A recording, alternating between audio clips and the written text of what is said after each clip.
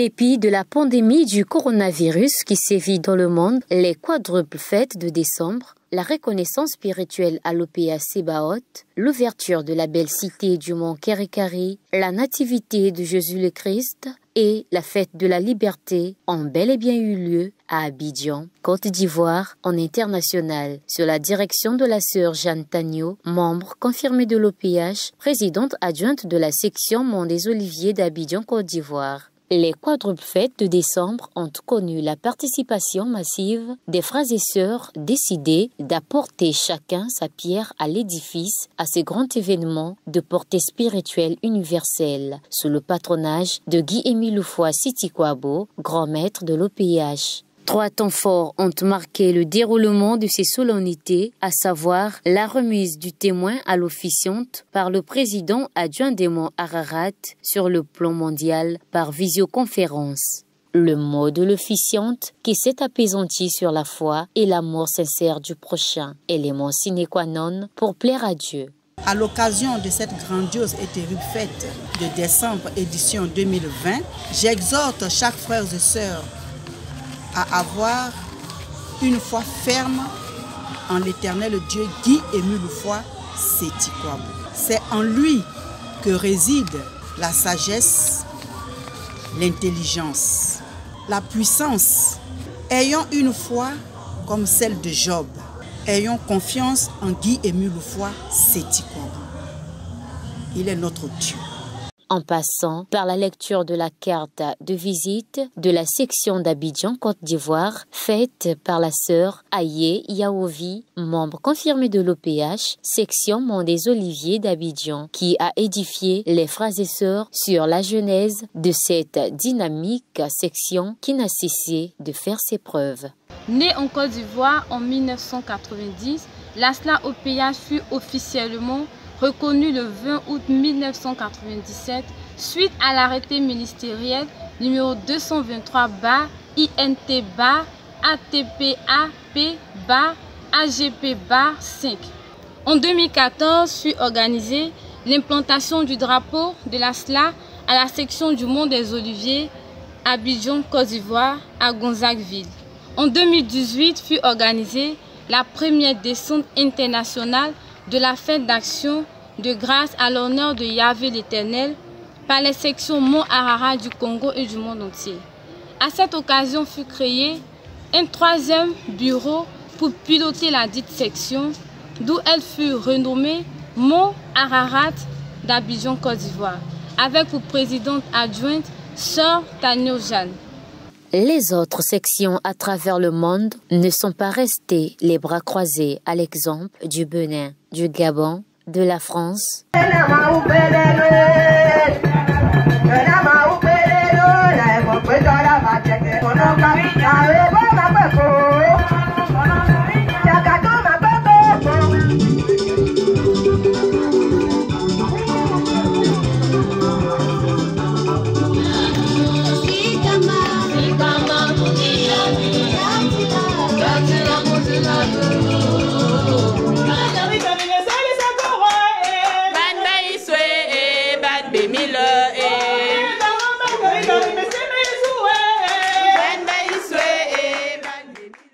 Et du Congo-Brazzaville, représentés ici par les frères et sœurs des sections de Pointe-Noire et du Kwilu, lesquels, sous l'observance des mesures barrières édictées par le gouvernement de la République, ont pris d'assaut leurs cellules de base qui sont les sous-sections, question de montrer aux yeux du monde leur détermination à répondre aux directives du grand maître de l'OPH, Guy-Émile Loufoy Siti-Kouabo.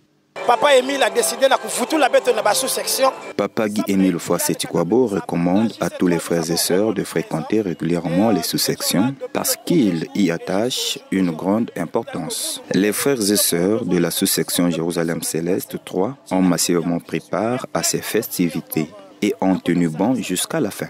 Mes impressions sont très bonnes concernant les quadruples fêtes que nous venons de célébrer, édition 2020. Quoique nous les ayons passées, célébrées dans des conditions tout à fait différentes, indépendamment de notre volonté, cela est dû au fait qu'il y a une pandémie, donc le coronavirus, la Covid-19, qui sévit dans notre pays depuis pratiquement 1 an et quelques mois, on va le dire. Nous respectons les lois du pays et donc le gouvernement a pensé que pour diminuer le risque de contamination du coronavirus, il y a un certain nombre de mesures barrières que nous devons adopter.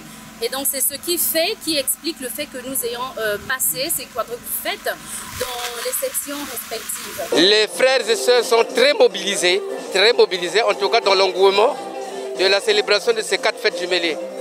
Ils sont là tous les jours en train de glorifier l'Éternel. En tout cas, la fête est belle et ça se passe très bien. En tout cas, il y a une très grande mobilisation, comme vous êtes en train de voir les frères et sœurs en train de tomber et dans l'allégresse. Il y a eu une très grande différence parce que les années précédentes, nous nous retrouvions, nous sommes 40 000, 60 000 pour célébrer cette fête, mais celle-ci, elle est particulière par rapport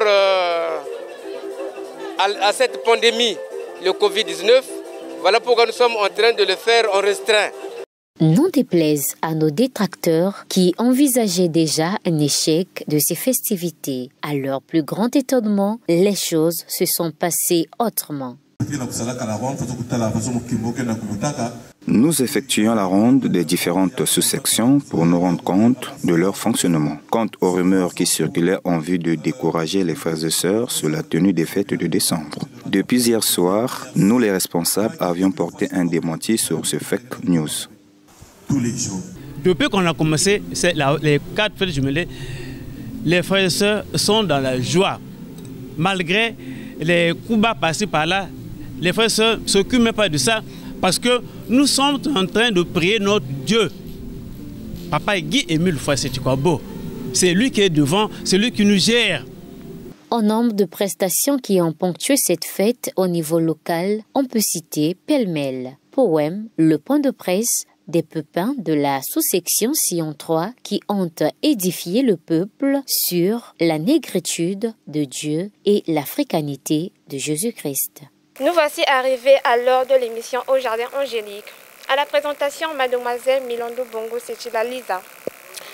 Notre émission de ce jour revêt un caractère particulier. Avec nos invités, nous parlerons d'un thème délicat qui fait couler beaucoup d'encre et de salive, à savoir Dieu est noir, Jésus-Christ est africain.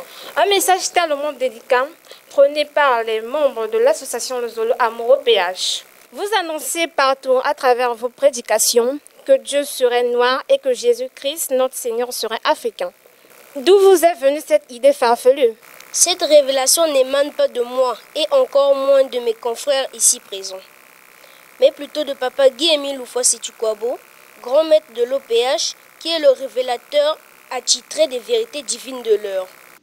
Il est à noter par ailleurs que malgré les multiples manigances de notre ennemi commun, le diable, la mobilisation des frères et sœurs a été de mise, comme le témoignent ces images.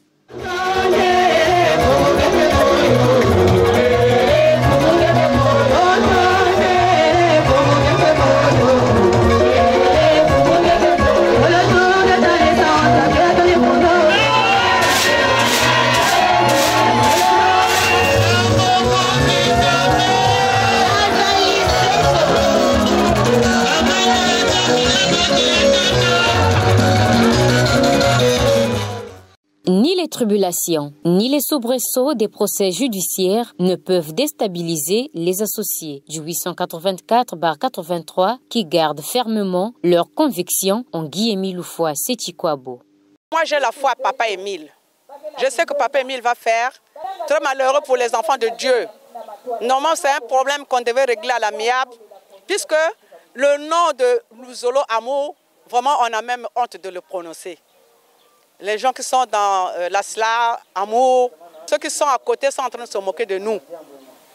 Ça ne doit pas se passer dans ces conditions-là. Mais, que voulez-vous? Le diable est en train de faire son travail. Mais Dieu aussi ne lasserait pas qu'il va le libérer de faire ce qu'il veut faire. Dieu est là. Papa Émile est là. On dit que Y ou X, je ne sais pas, où ça n'ébranle en rien ma foi. J'ai ma foi en Papa Guy Émile Foy-Sétikwabo. Et tout ce qui arrive, nous devons considérer cela comme la volonté de Dieu. Mais comme on dit, frères et sœurs, en toute chose, nous devons considérer la fin. Et je sais que ce temps de la fin n'est plus loin. Dans le seul Zolo Amour, aujourd'hui, il y a un manque d'amour. On ne respecte pas les concepts ou les recommandations de Papa Guy Émile Lufuwa Siti-Kwabo. Et c'est pourquoi l'homme de la terre aujourd'hui se comporte comme un animal, plus qu'un animal. Et c'est vrai que l'homme de la terre, c'est un animal féroce. C'est difficile.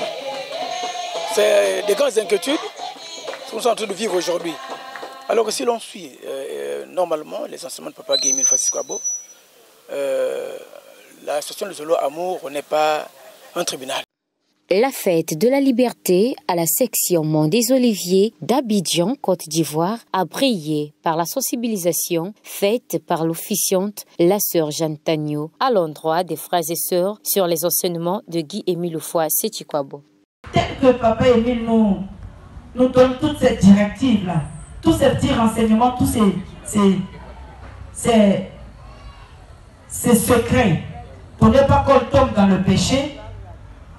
Pour nous, membres confirmés de l'OPH, le péché devait être un accident. C'est-à-dire que par inadvertance, sans faire attention, le péché, tu peux. Mais si tu le fais sciemment, mon frère, ma soeur, toi, tu es un autre cas. Alors, Papa Émile nous pose la question de savoir, qui parmi nous aimerait faire les accidents? Qui adore ça? Donc toi, tu aimes qu'on te cabosse tout le temps, quoi. Vraiment, ce serait...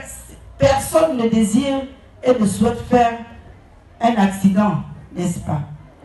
D'une manière ou d'une autre, nous faisons comme si cette vie était la somme totale de notre existence. Rappelons-nous que cette vie n'est qu'une préparation pour l'éternité.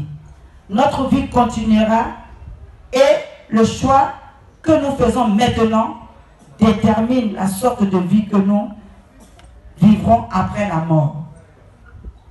Il nous dit aussi, l'enfer a été préparé pour le diable et ses anges. Mais l'homme s'est révolté contre Dieu et a suivi le diable. Si vous êtes perdu et si vous allez en enfer, ce sera d'après votre propre décision. Au niveau international comme au niveau local, ces festivités ont connu leur épilogue par la célébration de la fête de la liberté qui nous délivre du joug du diable et de ses ouvriers. Ce qui est du reste une preuve de la détermination des enfants de la deuxième nation du récépissé 884/83, tous debout pour porter haut les idéaux de justice, de paix, d'amour, chers au président fondateur de l'association Le Zolo Amour, Guy Émile Lufuwa Siti-Kwabo, grand maître de l'OPH.